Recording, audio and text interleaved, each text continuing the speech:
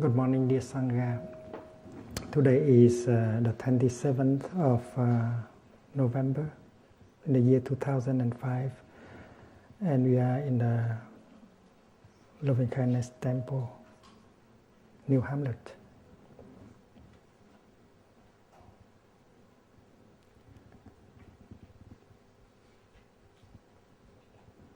Last week we spoke about biological evolution, and we have mentioned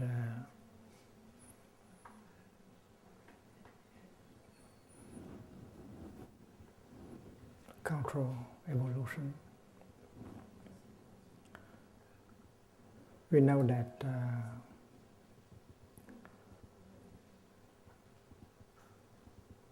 in order to survive,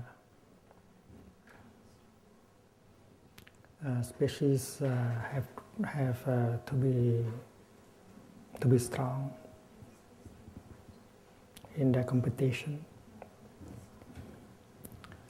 and by striving like that, they have the opportunity to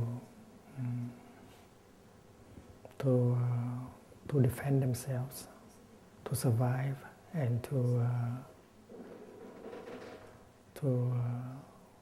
go into the future.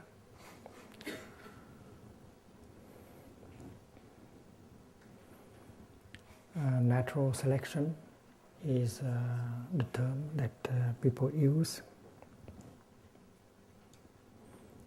But looking deeply into the matter, we see that sensual pleasures play a very important role in that.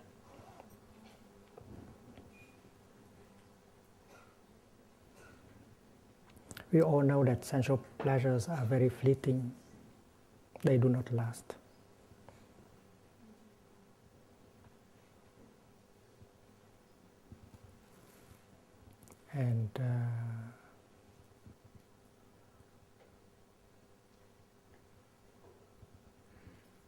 And they create a lot of suffering at the same time.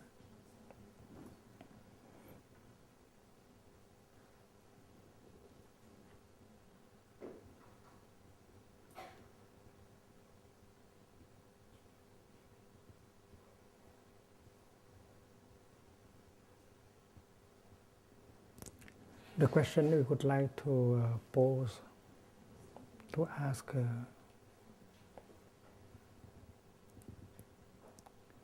is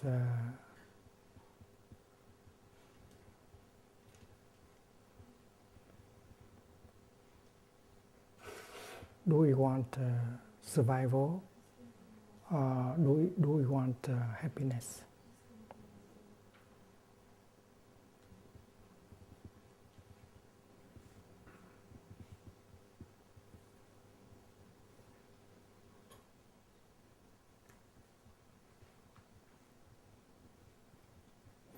And the second question is that happiness and survival, can these two things go together?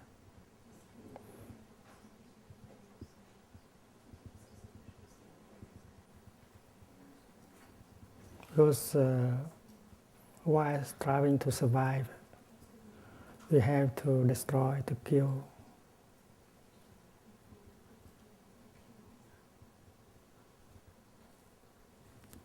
And the motivation, deep motivation inside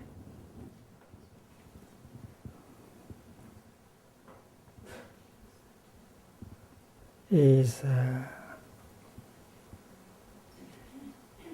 not only to survive, but to have pleasure.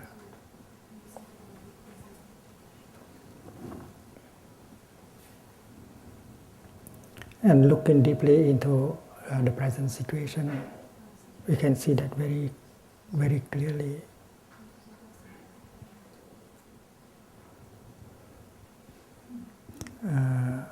People are killing each other, and many believe that the others are the obstacles on their way to survival and to enjoy sensual pleasures.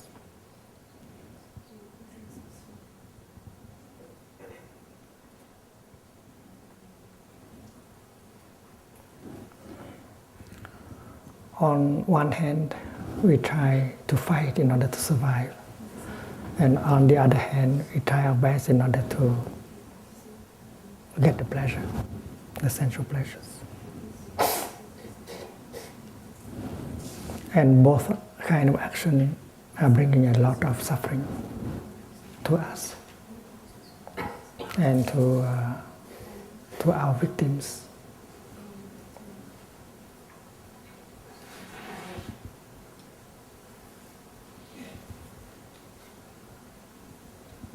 And you can see that the one who have to perish in the struggle, of course, they suffer.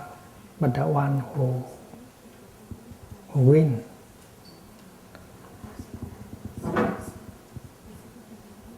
also suffer. And that habit, that seed is so deep in us. The drive in order to survive, the drive in order to get as much sensual pleasure as possible.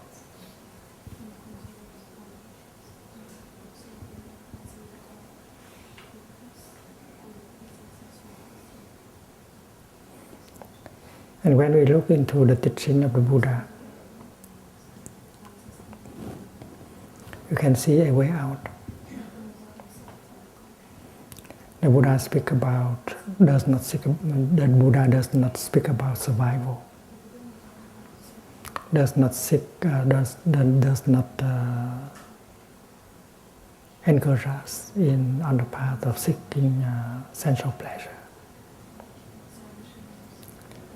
And his message is centered on how to cope with our suffering, how to transform our suffering.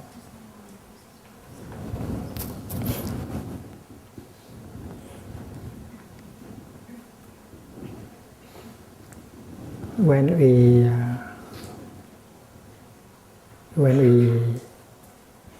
we get angry, we suffer. And we make the people around us suffer. And the Buddha would like us to learn how to recognize that suffering caused by anger, and by the kind of action that is the result of anger. And the Buddha encourages us to look deeply into anger as the cause of suffering, and find ways to transform that anger into something else, like compassion, loving kindness. Because why anger make us suffer and make people around suffer, understanding and compassion bring relief.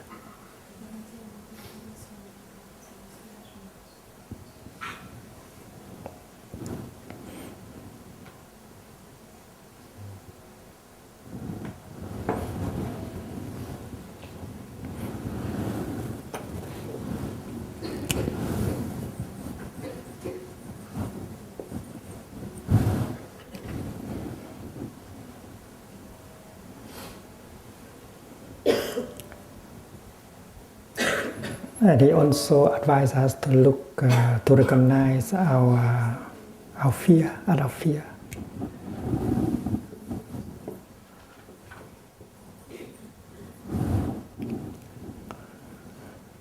Because fear also brings a lot of suffering.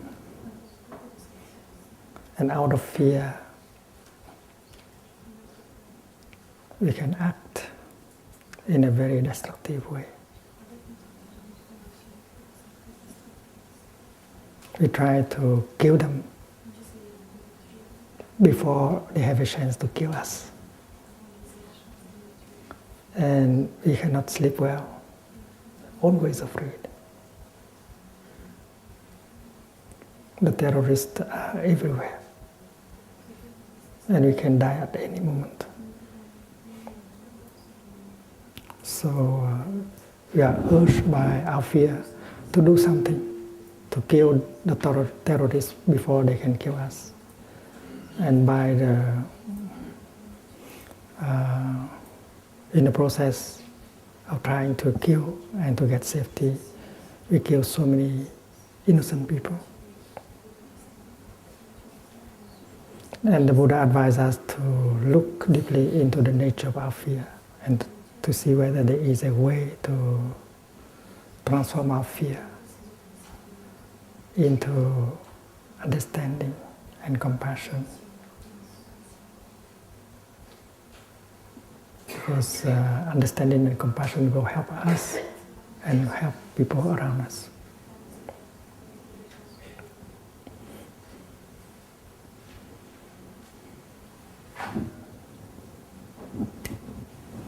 He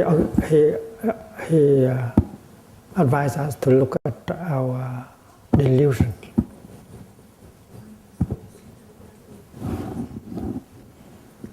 We are confused. Our confusion. We are confused. We don't know where to go, what to do. We don't have a path. We are lost.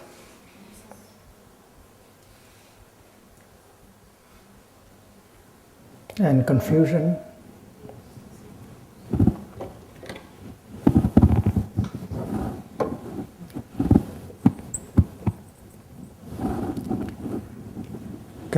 lets us to be angry, to be fearful, to be desperate,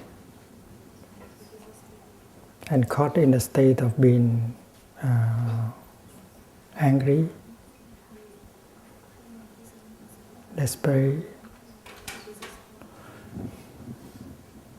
desperated, fearful, we can destroy ourselves.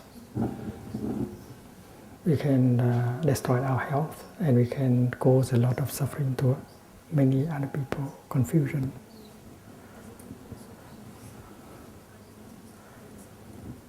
And then the Buddha also advised us to look at our craving, the nature of our craving.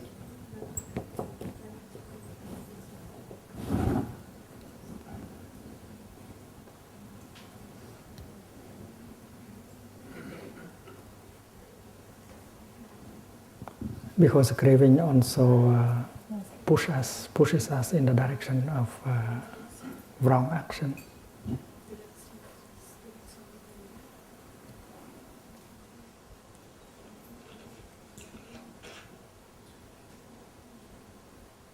And when craving is there, overwhelming us, we don't have peace, we don't have happiness.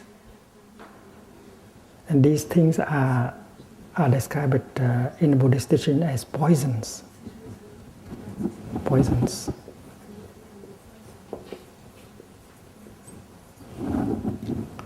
And when we get the poison in us, we suffer, and we make other people suffer. Already having poisons in us, we continue to get more poison from the outside, from the environment. We get more fear, more anger, more confusion, more craving. And that makes the situation more and more difficult.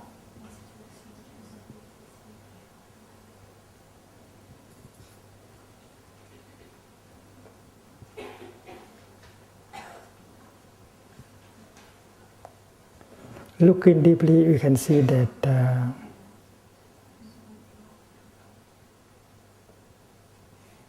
in terms of survival.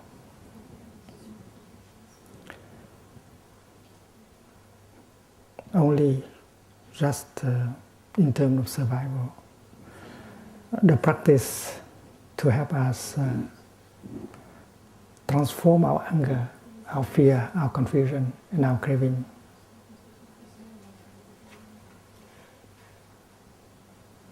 Help us to suffer less. Help us to bring, help us to heal. Help us to have a better health for ourselves, and also help us to change the environment.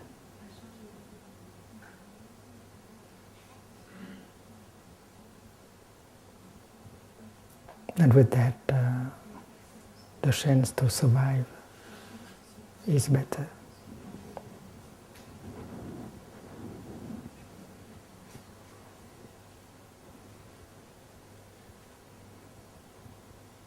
Now looking in the situation of the world, we see that how much confusion and fear and anger destroy us and destroy the people around us.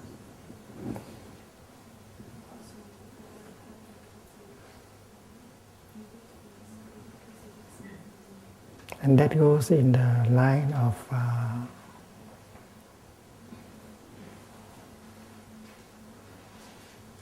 evolution. Evolution to think evolution is for survival, but it is not. It is creating a lot of suffering, and survival cannot be something very sure. Because if we continue like that, no one will survive in the future. And that is why we have to bring in the dimension of spiritual evolution, control evolution. And we will understand the word survival with another way, with another meaning.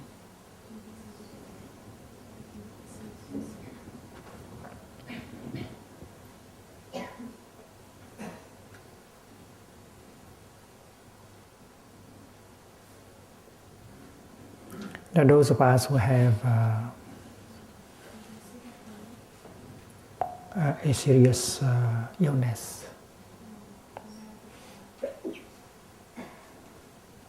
and the doctor said that we cannot live very long. We will die after a year or two or in 6 months. And because of that, we have a lot of fear, we have a lot of despair. And anger also. And that fear, that anger, that despair will make the situation worse.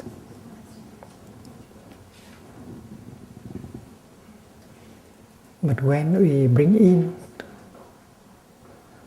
the teaching and the practice of the Buddha, we can change the situation.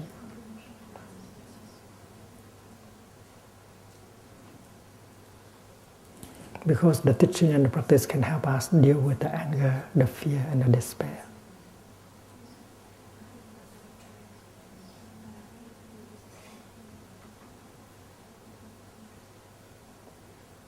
And we learn how to live peacefully and happily, even if we accept that our life will, the time left for us to live is shorter than for other people. And when you have learned to live peacefully, deeply, enjoying every moment of your daily life, you learn how to smile, how to relax, how to nourish yourself with fresh, refreshing and healing elements of life. And then these poisons do not harm you anymore. And many of us, thanks to that practice, have been able to live much longer than predicted.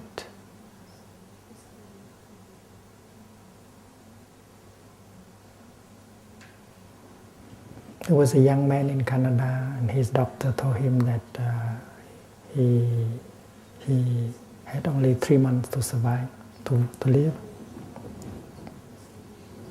He was sitting next to me in a tea meditation. And he told us about his situation. And I said, it's okay. It may be true that you will die in 3 months, but are you capable of drinking this cup of tea with me in peace? I challenged him. Because this moment is a very wonderful moment. You are surrounded by friends.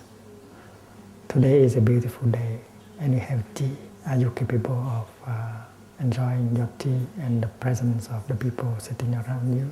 I challenge him. What is the use of having 100 years to live if you are not capable of drinking your tea with peace? He was challenged. And he tried to drink his tea. And after that, he received the teaching as how to enjoy walking, sitting, drinking tea, breathing.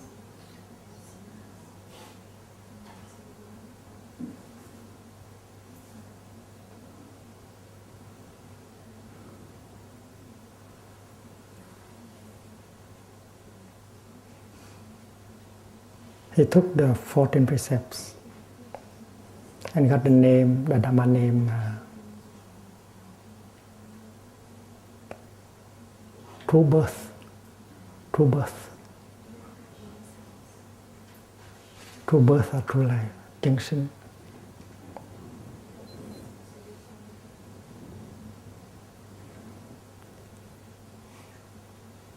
And he was able to live 11 years after that.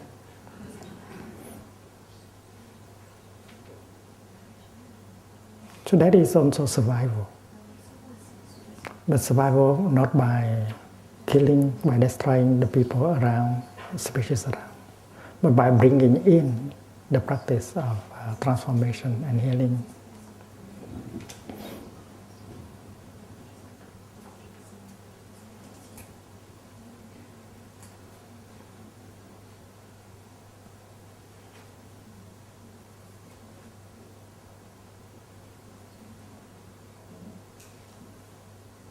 When we practice the purification of ourselves, we neutralize these poisons. We purify not only our mind, our consciousness, but we also purify our body. We purify every cell of our body. We purify our brain. Because our body is capable of transformation also.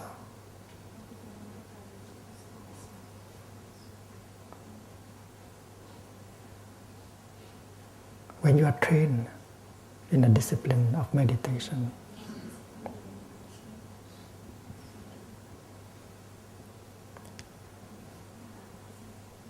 if you enjoy the practice, the practice brings you healing, joy, that will help transform your body.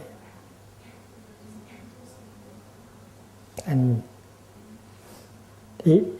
including your brain.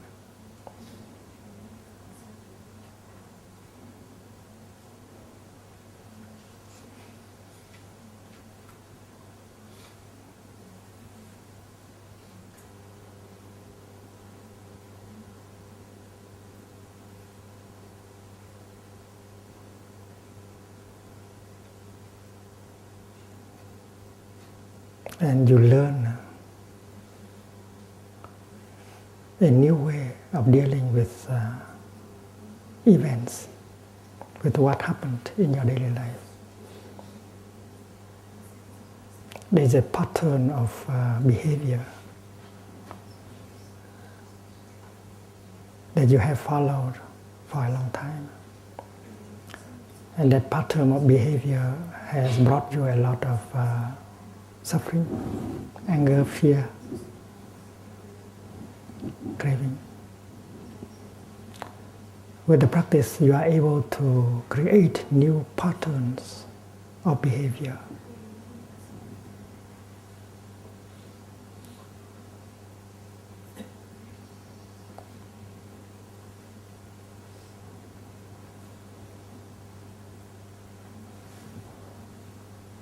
And if you continue to train yourself like that, at the metabolic level of your body, there will be transformation also. And your body begin to react differently, because you have been able to create new patterns of behavior.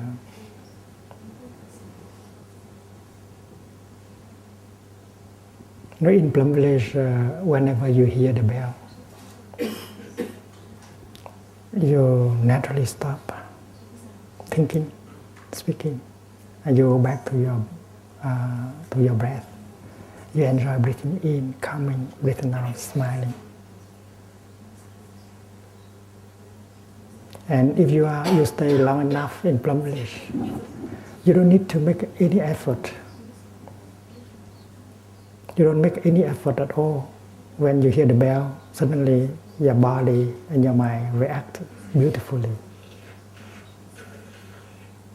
Stop the thinking, stop by itself, the talking stop by itself, and the breathing in and out take place naturally like that. You enjoy. So it is possible to replace the old patterns of behavior by new patterns of behavior. And that is not only in your mind, but in your body. People speak of the plasticity of the brain. Your brain also changes. The scientists today all agree that the plasticity of our brain is something real.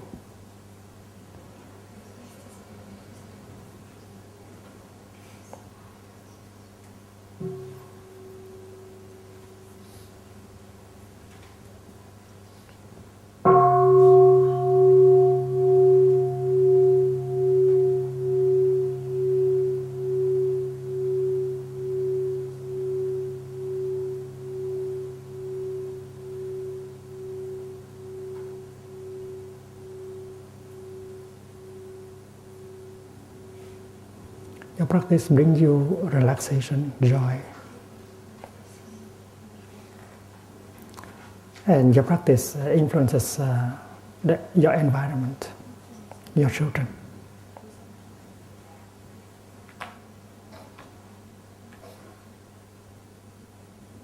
And we know that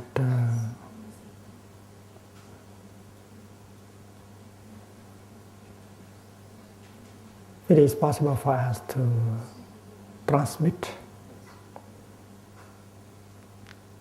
our culture, our joy, our experience to our children, to the next generation. We don't have to do it genetically, and yet we are able to transmit all the things we have acquired with the practice.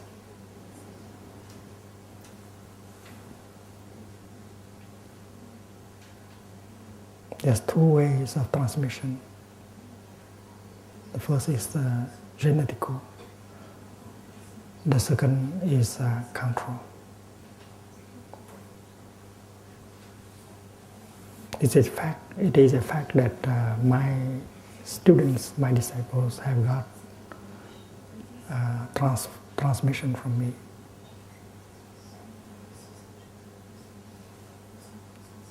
when we look at them, we see that transmission. When you look the way they walk, they sit, they smile, they react, you can see the transmission. And it is not by the genetical way.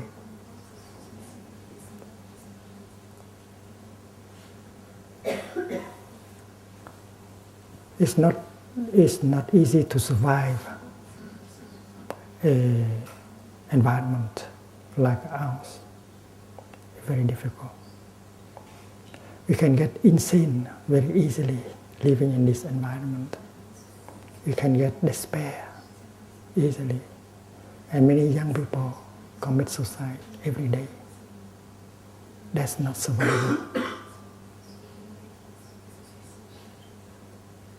So it's time when we have to speak of cultural evolution, spiritual evolution.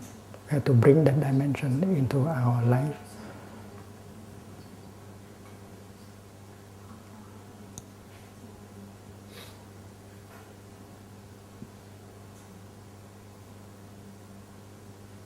It's clear that if we are to survive as a species or not, it depends on whether we succeed in bringing in this dimension of evolution, spiritual dimension, cultural dimension. And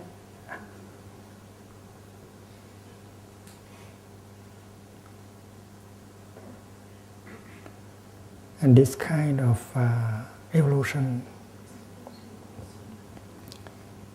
can be realized at the same time everywhere, because we are getting closer and closer to each other by many and new techniques of communication.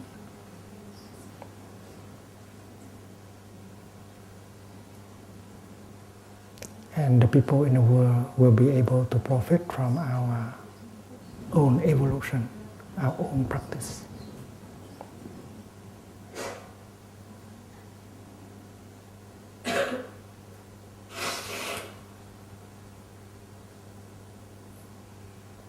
There are those of us who still follow the path of seeking sensual pleasure, trying to survive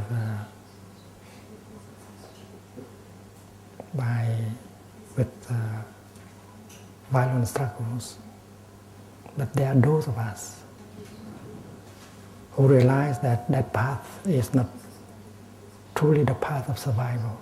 That's not truly the path of happiness. And that is why we want to bring in our life the spiritual dimension, the cultural dimension.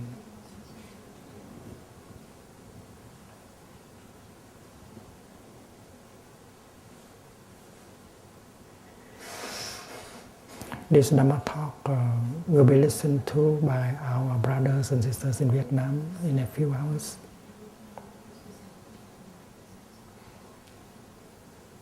So whatever insight, whatever practice we propose can be shared with many people on earth at the same time.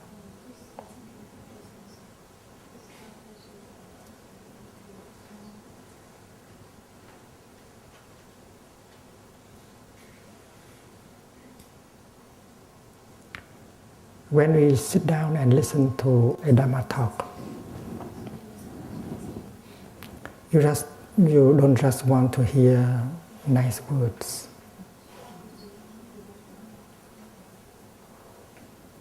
You want the Dhamma talk to touch off the good things within yourself.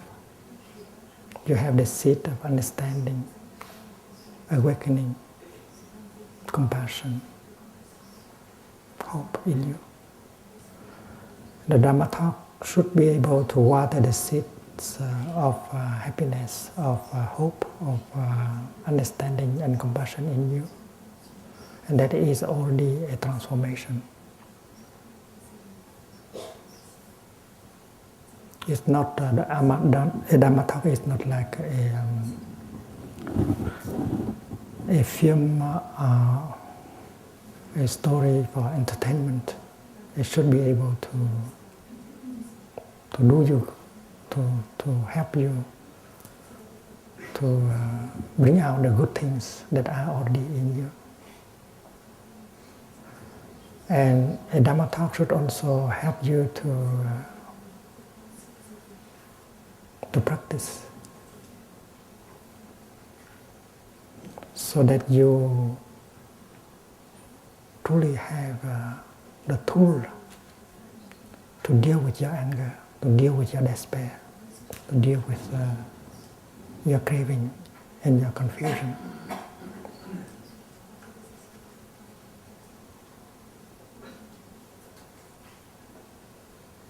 When you are offered the teaching of walking meditation,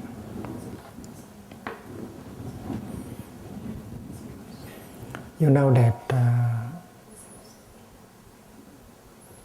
walking mindfully can bring you relaxation, peace, happiness, life.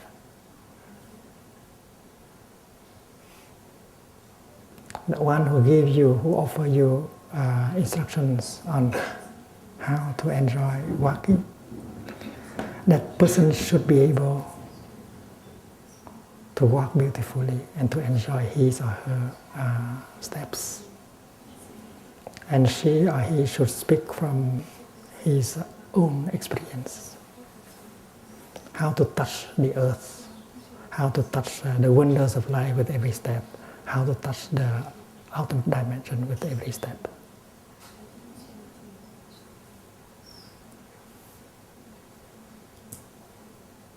And after that, you begin to try. You begin to do walking.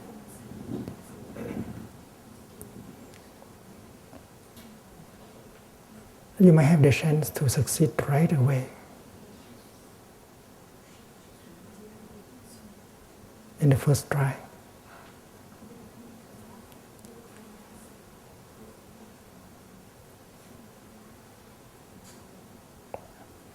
And get the pleasure of walking.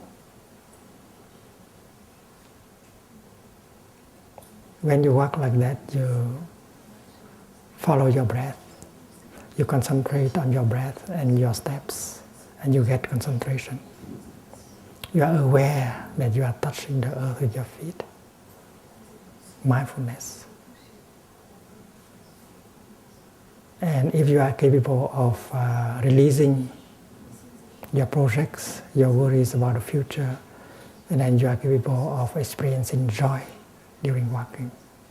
And that joy, that peace, is are helping you to heal.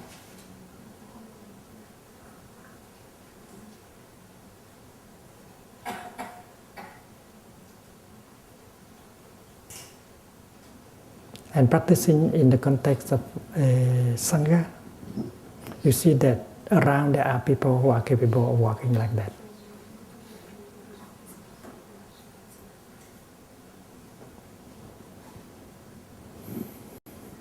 So basing on your observation and basing on your own experience, you practice. And you know that you have been able to make serene, peaceful, solid steps that can bring you happiness. And that is why you trust the practice.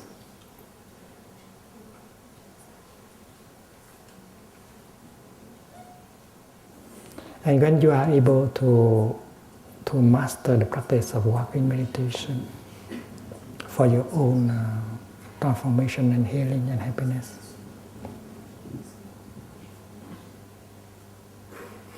you are capable to continue the practice, whether the people around you practice or not. And you become a support for them when you walk with happiness with joy, you become a positive element for supporting the practice of others.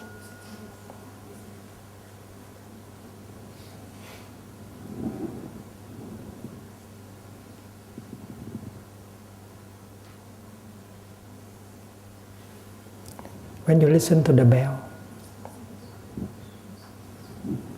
you are capable of stopping thinking about the past, the future, and your projects. You are capable of going back to your breath and enjoy breathing in and breathing out deeply. This is a matter of enjoyment. If you suffer while breathing in and out, your practice is not good, it's not correct. And you know already that every time there is a sound of the bell, you have an opportunity to just stop and breathe in and enjoy your breathing in and out.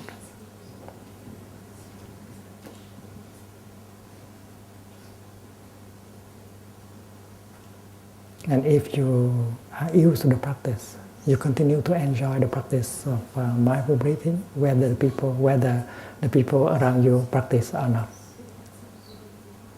You cannot say that because they don't practice, that is why I cannot practice.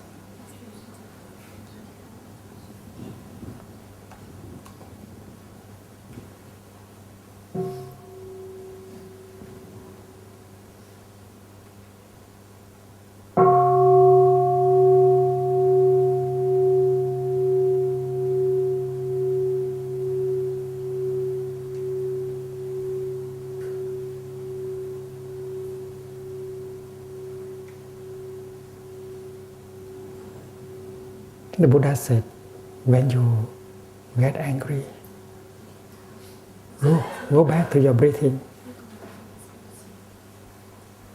Breathing in, I know I'm angry. Breathing out, I know anger is not good for my health and for the health of the world. That is a bell of mindfulness. And you know that. You agree with the Buddha.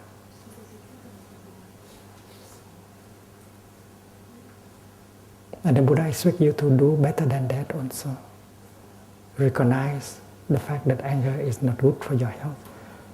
And he also offers you tools in order to transform your anger.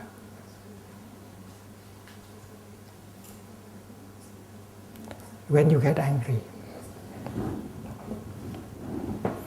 your anger is supported by many things within you.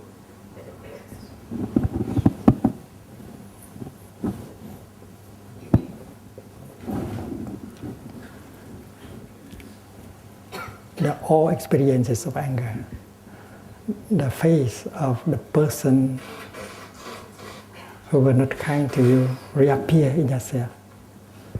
And that if that image manifests, it supports your anger. You get more angry.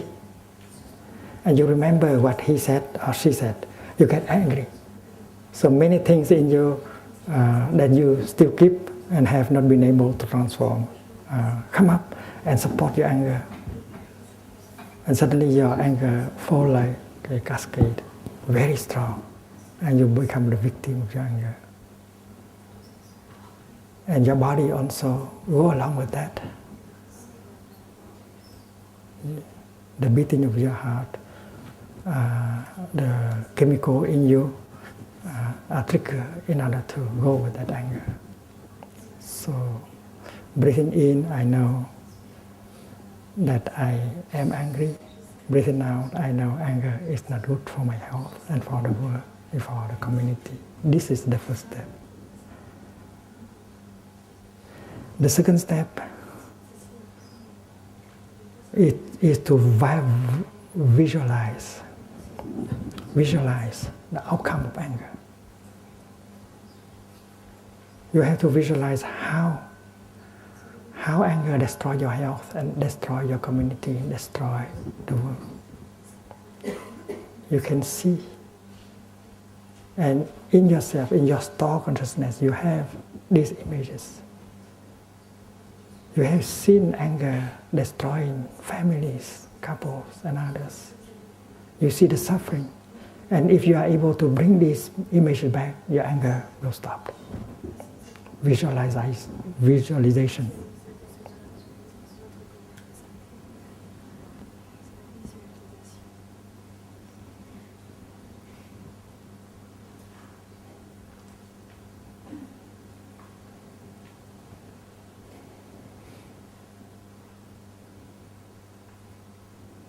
In dealing with your anger, you should know what tools to make use, what images, what sound to make use. They are all there inside of you and around you.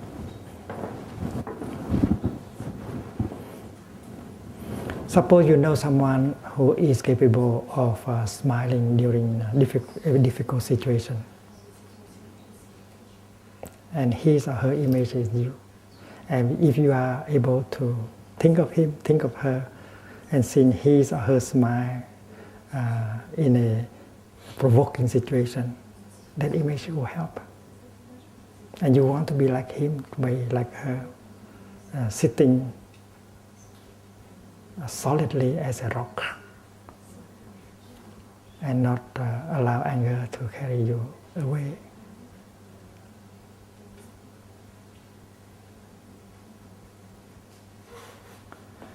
The Buddha said that the person who is angry, who are trying to do harm to you, to provoke you, that person may be suffering a lot. And if you know that, instead of becoming angry at him or her, you can look at him, look at her, and think of him and think of her with compassion. And this is possible.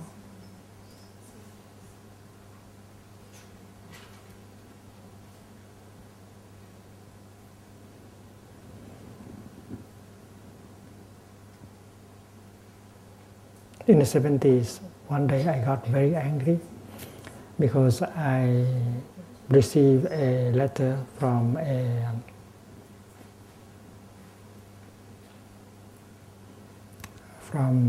refugee camp in Thailand that an 11-year-old girl, after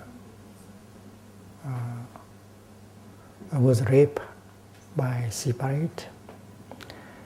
And his father tried to intervene to protect him, and then the separator threw him into the ocean.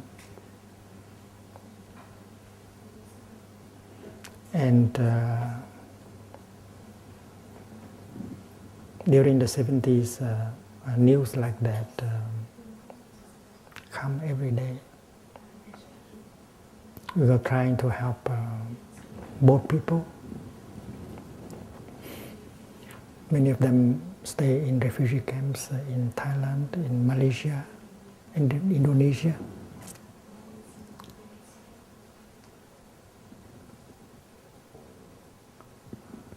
You get angry at the separate who threw the who raped the 11-year-old.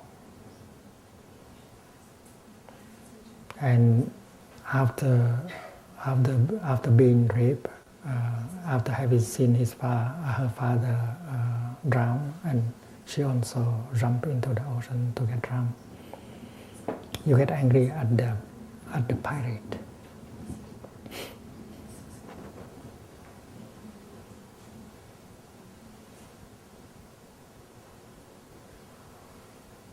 You get angry to the point that you cannot eat. And you know that you have to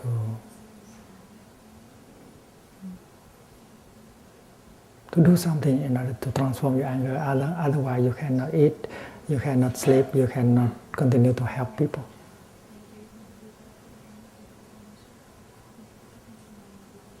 So I went for walking meditation to calm myself down.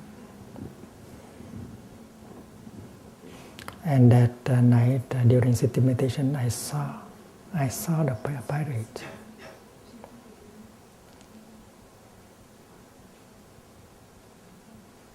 And that is the practice of visualization. If you are born in a very poor fishing family, if your father has not had any chance to go to school, your mother also, and then you have been poor for many generations, and you have never got a chance to get out of that chronic situation of chronic poverty. And when you are 13, your father asks you to go with him to the sea, and you had to do very hard work. And yet, when your father died, you continue his career as a fisherman. But you cannot do better than him. You're still in chronic poverty. And one day another fisherman said, well, the boat people, when they flee the country, they always bring with them some valuable gold and diamonds and things like that. Because they left the country and they want to start a new life in another country. So if we go out, just one time, we can get enough in order to get out of this chronic situation of chronic poverty.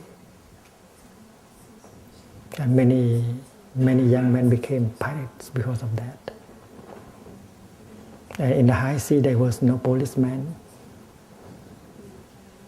And you see young girls, and you know that you will not be punished. So the young fishermen just did like other fishermen. They rope, they rape.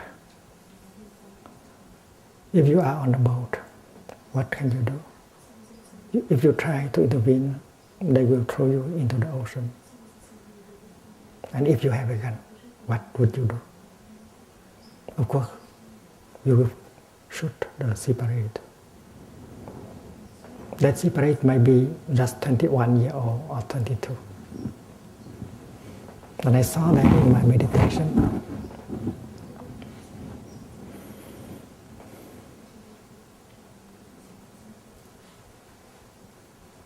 Suppose I was born in the coast,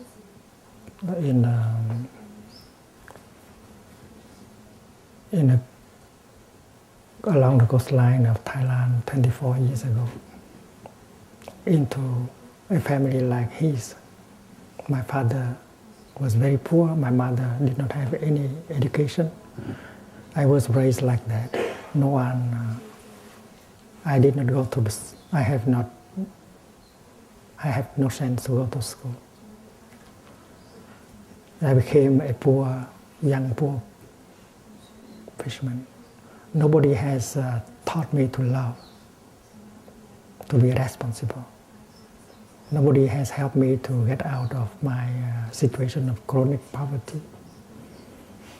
And another fisherman came to me and persuaded me to go out in order to meet the boat people, in order to take the gold, to take the diamonds. And there I went. And I would have done exactly what the young parents have done, because I have had no education. I did not know how to love, to be responsible, so I did exactly what he did. And if you shoot me, I die. I simply die, because no one has helped me in my 21 years of life. So when I meditated, at that point, I identified myself with the poor fisherman. I saw him as a victim of society. It's really no one has tried to help him, his family. No one has tried to educate him, to teach him how to be responsible, to love. And when I saw that, my anger just evaporated. And suddenly I have a lot of compassion directed to the fishman, to the sea pirate. Meditation is like that. Meditation is to use the image of reality in order to help you to be awake, to be reasonable.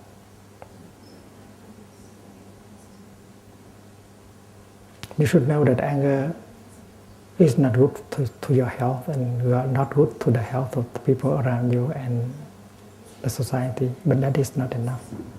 That is the first bell of mindfulness. And you have to practice. You have to know how to practice, to make use of the teaching, the images,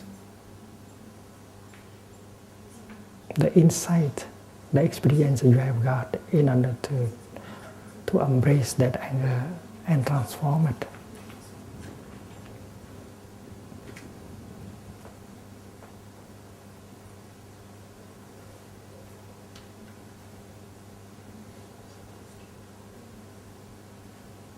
In our body there are lymphocytes, the immune system. Every time there is a foreign body penetrating into our system, they rush, they come and they just embrace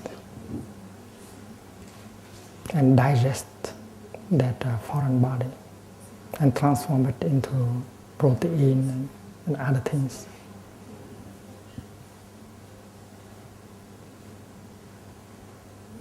We should have a spiritual immune system in us.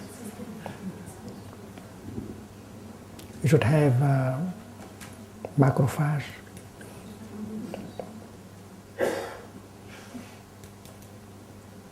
leukocyte,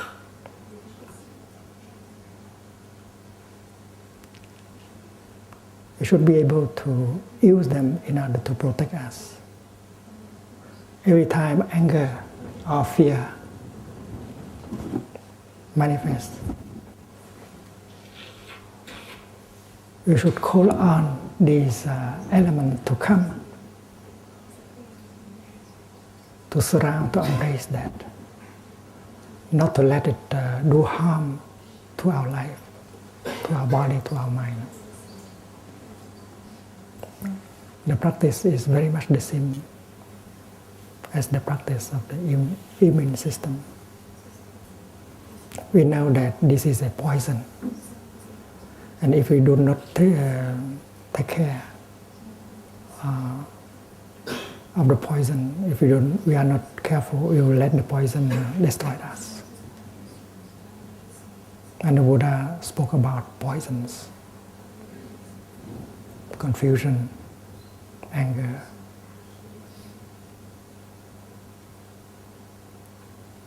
craving, and so on.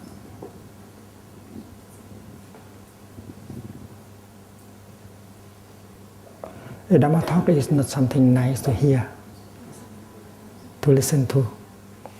A Dhamma talk should offer methods of practice, so that when you are in a difficult situation, when you are caught by anger, by fear,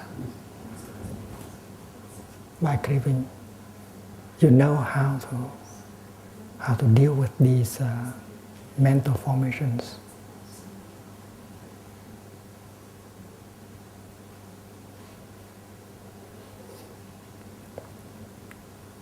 By observing, we know craving can bring a lot of suffering. By thinking back of our previous experiences, we know that craving has brought us a lot of suffering. So when craving is there, we have to visualize. We have to think about the effect of craving.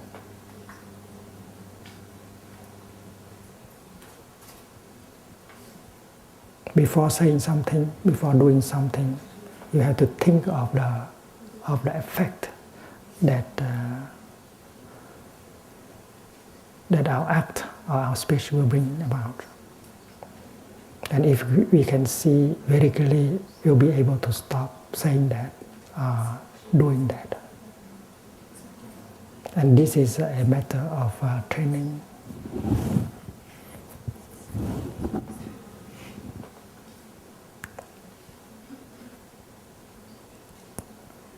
We have failed before. After having said that, after having done that, we suffer and we make the other person or person suffer.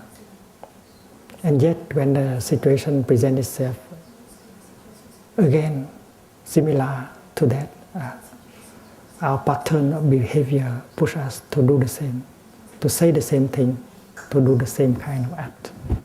And we create destruction again and again. And again, we feel sorry, because that is a pattern of behavior that is deeply entrenched in us. Now, as we have got the teaching and the instrument, we have to create new patterns of behavior. Every time craving arises, we have to recognize that it is a craving. Craving is dangerous. It's not good to our health and the health of the other people. And we have to look deeply to see the outcome of craving, so that we will not say, we will not do, we stop thinking about that.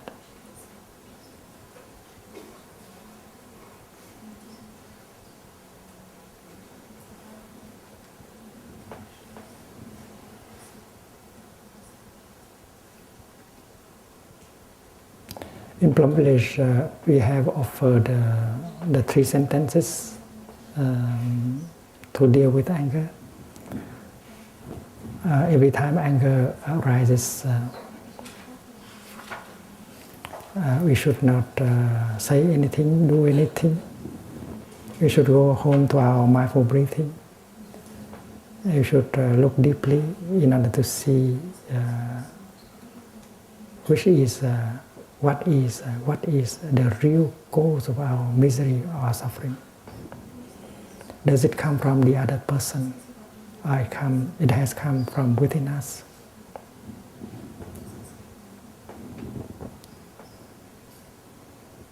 And the 3 sentences we learn by heart, or we write it down on a piece of paper. The first one is, I suffer, I am angry, I suffer, I want you to know it.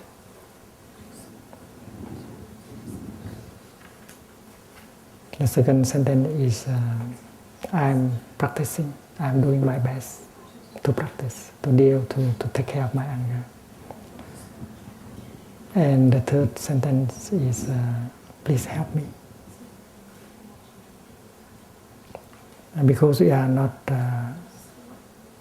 because it has not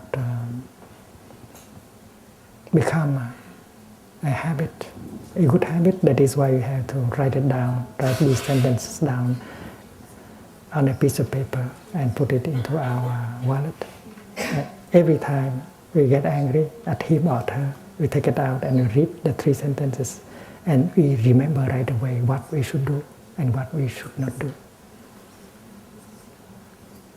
So that little piece of paper in the wallet is a kind of reminder, is a kind of bell of mindfulness. It's like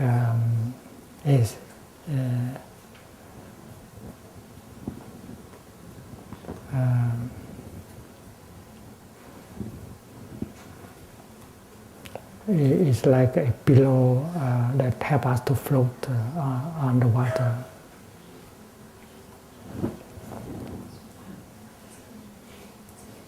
And then the other person in the family and in the community is also a help. When you see him, you see her, you remember the practice. Otherwise, you become the victim of your habit, your pattern of behavior. And with the help of another practitioner, with the help of Sangha, with the teaching, you can begin create a new habit to deal with anger. And you might succeed right away in the first try. Or if you have not succeeded, and then you try again. And you continue until it becomes a habit, like the habit of walking mindfully, the habit of listening to the bell, the habit of eating mindfully and slowly. For many of us, these practices have already become the habit. You don't have to practice. It practices by itself. You don't have to practice. And that is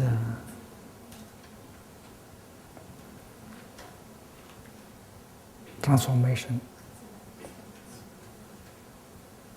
a culture of transformation,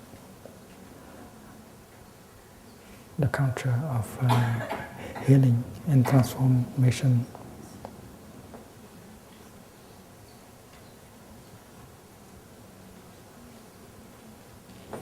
When you are able to master the practice, when you are able to protect yourself and to transform these poisons in you, and then you can help many other people around. You can be a good mother, you can be a good father, you can be a good teacher, you can be a good friend, you can be a good politician. You can be a good businessman.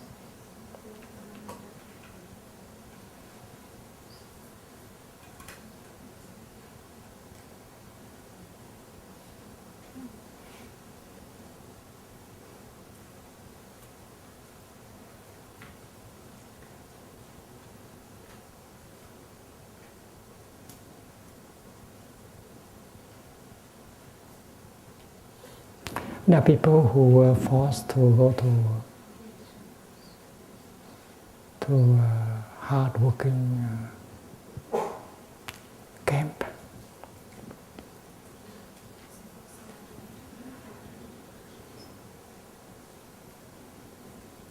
And they do not allow themselves to be crushed by despair, by anger. They embrace the practice.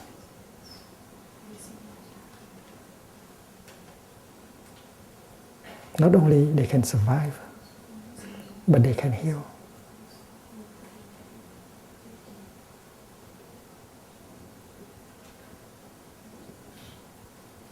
There was a nun who was arrested and put in prison because she was thought to be working against the government.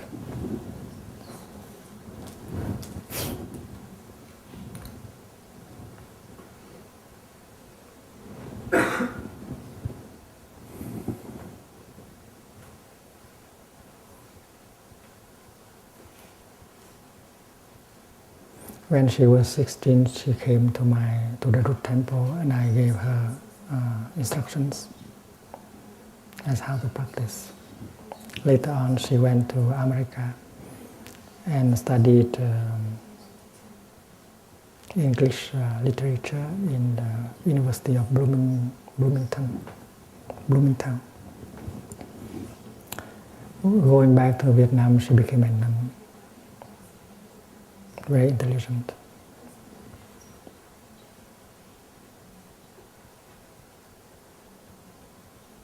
And during the first years of the regime, she was suspected as working against the government. She was arrested. And she was able to maintain her practice in jail. She did walking meditation, although the cell is very small, but she works. She does not allow her to become insane. She practices walking and sitting. Because sitting during the day may look like a challenge. It may anger the guards of the prison. So she waits until the light is out in order to sit up. And she was able to maintain her sanity, her mental health. She was able to smile to the prison guards. And she was able to help co-prisoners. She taught them about Buddhism, the practice. So in such a situation, you can still preserve yourself. And you can do something to help others. You don't have a sangha, you don't have a teacher, you don't have a bell, you don't have a cushion, but you can do it. I think that is a civilization, that's a culture, that is spirituality. And that is what we need. If we have a sangha, that's a very big, good fortune. If we have a teacher, we are very lucky. If we receive the teachings in order to be put into practice in our daily life, that is wonderful.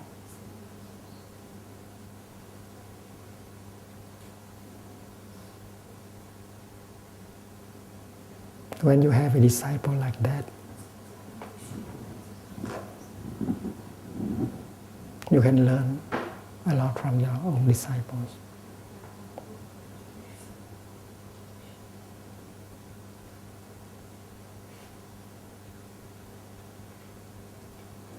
There was a young nun of 20.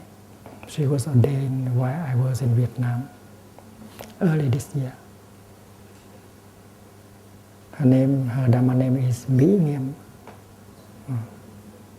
adornment with beauty.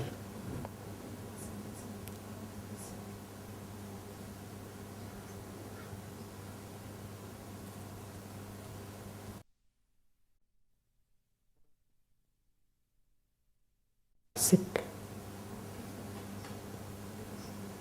And the doctor gave up. And her sisters in the Dharma took very good care of her, with all their love.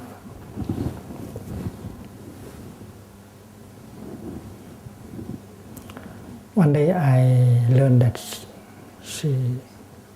her situation is very, very bad.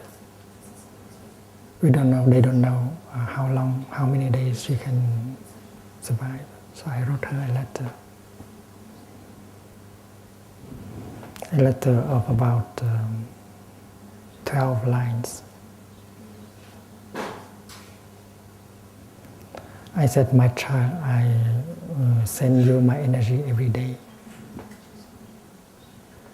And other sisters, your big sisters are taking care of you. I know it's difficult for you, but I have gone through difficult time already, and I know that to have taken refuge in the Buddha, the Dharma, and the Sangha, you are protected by the energy of the three jewels. And what happened to you, anything that happened to you, is only for your own good. That's my conviction. During difficult time I went through, I practiced I practice breathing in and out very slowly, very deeply. I get in touch with the sky, with the trees. I practice smiling because I know that these elements have the power to nourish and to heal. And by try, I wish that you do like your teacher, because I know that you have fully taken refuge in the three gems. You don't have to be afraid. What happened to you is only for your good. When she received the letter, she was not really able to read it because her eyes was. But she tried to read because she said, "I want to read it with my eyes." Because her sister Hang said, will I read it to you? But she wanted to see the handwriting of Thầy.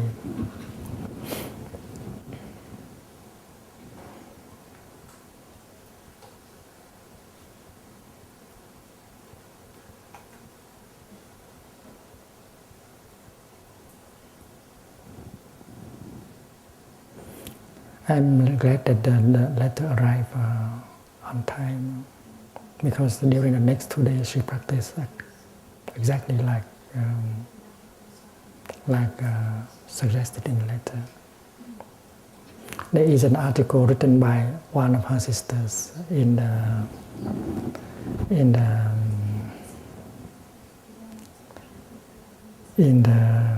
newsletter,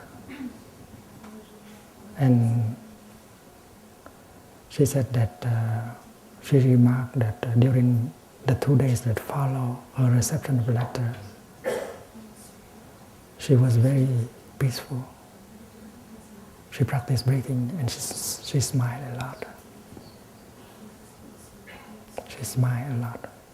And I don't know why, how could she do that? She did not express any despair, any anger, any pain. She lied very still, and she smiled a lot. She practiced. I know she practiced breathing in and out. And after 2 days, the situation deteriorated, and the big sister knew what is going to happen.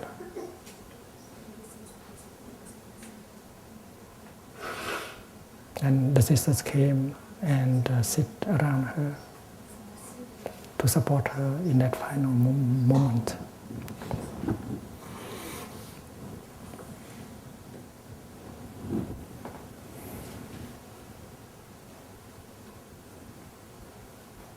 What inspired me and what inspired all of you is that she was ordained only early this year, 2005. She have only practiced as a monastic, as a novice for a number of months, and yet in her final days she was able to do that, and she died in peace.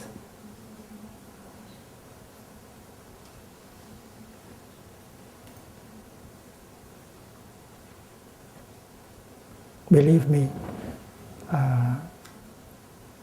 when you have a disciple like that, you feel that you are very lucky.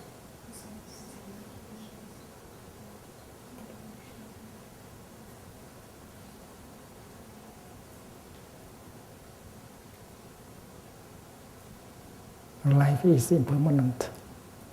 We don't know what will happen tomorrow. Today we have the chance to get in touch with the Dharma. We have to, with all our heart, put it into the practice in order to begin the process of healing and transformation for ourselves. for our community and for the world.